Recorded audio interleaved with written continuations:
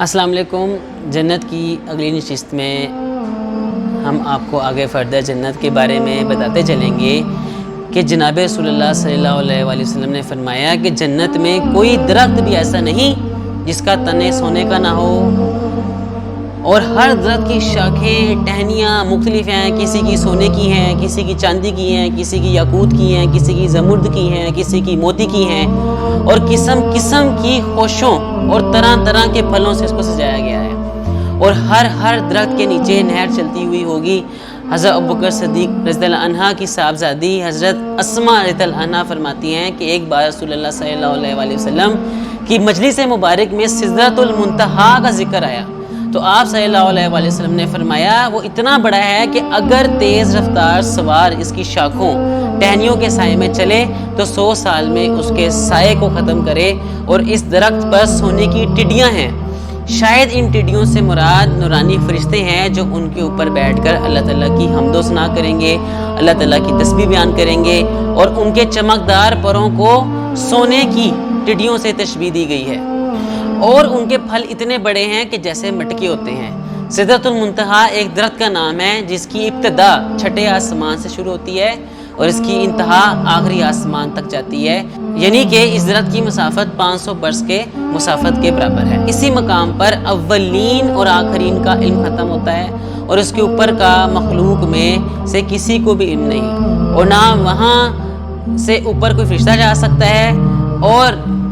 یہی جبرائیل علیہ السلام کی مقام ہے اور ان کی انتہا ہے، اس کے اوپر بھی آپ نہیں پہنچ سکتے، لیکن ہمارے رسول اکرم صلی اللہ علیہ وآلہ وسلم اسی مقام سے بھی اونچے گئے، اور یہ ایسی جگہ پہنچے جہاں نہ کوئی پیغمبر جا سکتا ہے اور نہ کوئی فرشتہ جا سکتا ہے۔ جناب رسول اللہ صلی اللہ علیہ وآلہ وسلم نے فرمایا کہ دوزخی مسلمان فقیروں کی طرح جنت کے راستے میں صف باندھ کر لائن بنا کر کھڑے ہوں گے، اتفاق سے ان کے سامنے ایک جنتی شخص کا گزر ہوگا، اس کو دیکھ کر ایک دوزخی گناہ گار مسلمان شور مچانے لگے گا کہ اے فلاں، یعنی اس کا نام لے کر کہے گا کہ کیا آپ مجھے نہیں جانتے؟ یاد ہے دنیا میں تمہیں پانی پلایا تھا؟ کیا تم مجھے نہیں جانتے؟ یاد ہے دنیا میں تمہیں میں نے وضو کرنے کے لیے پانی دیا تھا؟ تو وہ جنتی اللہ تعالیٰ کے سامنے اس کی شفاعت کرے گا، اور پھر اللہ تعالیٰ اس کی اس نکی کی بدولت اس کو جنت عطا کریں گے۔ یعنی اگر دنیا میں کوئی فاسق گناہ گار اہل تقوی دینداروں علماء صالح کی خدمت کرے گا تو یہ لوگ اس خدمت کا پھل قیامت کے بعد پائیں گے کہ ان حضرات کی سفارش سے جنت میں داخل ہو جائیں گے۔ پھر ایک بار حضرت ابو ہریرہ رضی اللہ عنہ فرماتے ہیں کہ رسول اللہ صلی اللہ علیہ وسلم کی خدمت میں گاؤں کے رہنے والے ایک صحابی بیٹھے تھے، تو آپ صلی اللہ علیہ وآلہ وسلم یہ بات فرما رہے تھے کہ جنتیوں میں سے ایک شخص اپنے پروردگار سے کھیتی کرنے کی اجازت طلب کرے گا۔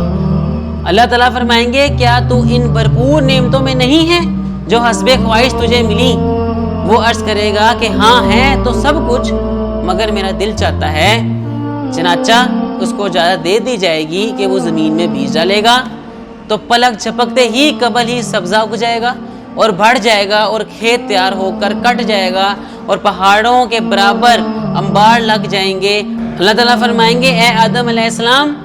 کہ بیٹے یہ لے لے، تیری حرص کا پیٹ کوئی چیز نہیں بھرتی۔ رسول اللہ صلی اللہ علیہ وسلم کا ارشاد سن کر گاؤں والے صحابی نے عرض کیا کہ خدا کی قسم وہ شخص قریشی یا انصاری ہوگا، اس لیے یہی لوگ زراعت پیشہ ہیں، ہمارا پیشہ تو زراعت نہیں ہے، بھلا ہم کیوں ایسی درخواست کرنے لگے؟ یہ بات سن کر رسول اللہ صلی اللہ علیہ وسلم کو ہنسی آ گئی۔ اہل جنت کو کھانے کے لیے پرندوں کا گوشت بھی ملے گا، جیسا کہ سورۃ واقعہ میں وَلَحْمِ طَيْرٍ مِّمَّا يَشْتَهُونَ فرمایا ہے کہ حضرت انس رضی اللہ عنہ فرماتے ہیں کہ رسول اللہ صلی اللہ علیہ وسلم نے ارشاد فرمایا کہ بلا شبہ جنت میں لمبی لمبی گردنوں والے اونٹوں کے برابر پرندے ہیں جو جنت کے درختوں پر چرتے پھرتے ہیں۔ حضرت ابوبکر صدیق رضی اللہ عنہ نے عرض کیا یا رسول اللہ وہ تو بڑی ہی اچھی زندگی میں ہے۔ حضرت